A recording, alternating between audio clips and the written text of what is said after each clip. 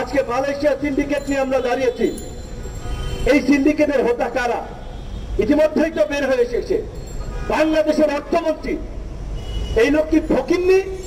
এই লোকের কি টাকা পয়সা অভাব? আদম ব্যবসা করা লাগবে এই লোকের, তার নিজের বউরে নামাইছে, মাইয়া নামাইছে আদম ব্যবসা করতে।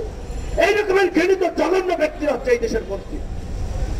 এই লোটাস কামালের পরে আরেকজনের কথা একজন বলেছে, 1/11 সময় খুব পাওয়ারফুল এন্টি কারাপশন কমিশনের একজন সমন্বয় ছিলেন সম্ভবত জেনারেল মাসুদউদ্দিন চৌধুরী। অবরত দেশে থাকতে দেওয়া উচিত হয় নাই। 1/11 এই কুলাঙ্গারদেরকে দেশ থেকে পিটিয়ে সীমান্ত দিয়ে ভারতদেরকে পার করে দেওয়া দরকার ছিল। প্রধানমন্ত্রী তো আজীবন বাঁচবেন না। এই যে বেনজির পুলিশের যে ক্ষতি করেছে, এই পুলিশকে বিশুদ্ধ করতে অন্তত আরো 10 বছর লাগবে। অন্তত আরো 10টা ভালো বেনজিরের পয়দা হওয়া লাগবে পুলিশের মধ্যে। পুলিশকে যেভাবে মোরালি ডিস্ট্রয় করেছে, সামরিক বাহিনী আমাদের গর্বের জায়গা। শেখ হাসিনা সামরিক বাহিনী পুলিশ বাহিনীকে ধ্বংস করছে।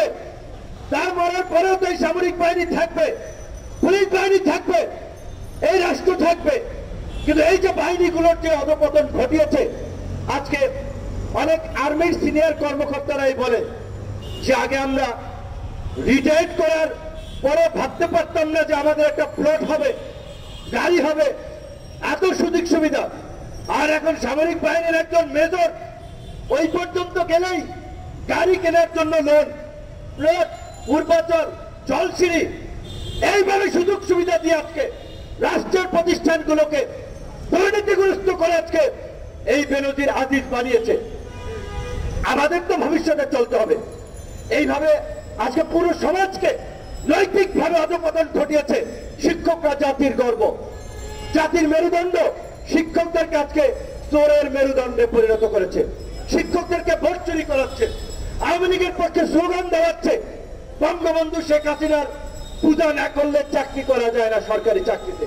এই চাকরি বাঁচাতে আজকে তারা নিজের নীতি নৈতিকতা বিসর্জন দিয়েও তারা আজকে এই ফাঁসিবাদের দালালি করছে। আজকে মালয়েশিয়া সিন্ডিকেট নিয়ে আমরা দাঁড়িয়েছি। এই সিন্ডিকেটের হোতা কারা ইতিমধ্যেই তো বের হয়ে এসেছে। বাংলাদেশের অর্থমন্ত্রী, এই লোক কি ফকিন্নি? এই লোকের কি টাকা পয়সা অভাব? আদম ব্যবসা করা লাগবে এই লোকের, তার নিজের বউরে নামাইছে, মাইয়া নামাইছে আদম ব্যবসা করতে। এই রকমের ঘৃণিত জঘন্য ব্যক্তি হচ্ছে এই দেশের মন্ত্রী। এই লোটাস কামালের পরে আরেকজনের কথা একজন বলেছে, 1/11 সময় খুব পাওয়ারফুল এন্টি কারাপশন কমিশনের একজন সমন্বয় ছিলেন সম্ভবত জেনারেল মাসুদউদ্দিন চৌধুরী। অবরত দেশে থাকতে দেওয়া উচিত হয় নাই। 1/11 এই কুলাঙ্গারদেরকে দেশ থেকে পিটিয়ে সীমান্ত দিয়ে ভারতদেরকে পার করে দেওয়া দরকার ছিল।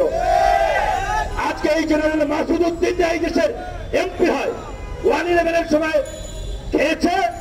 আব্দুর রহমান ভাই যেটা বলেছে, ব্যবসায়ীদেরকে তুলে নিয়ে চাঁদাবাজি করেছে। এখন এই জাতীয় পার্টির ঘাড়ে সবার হয়ে শেখ হাসিনার আশীর্বাদ নিয়ে পার্লামেন্টে বসে আবার এই আদম ব্যবসার সিন্ডিকেট করে তুলেছে।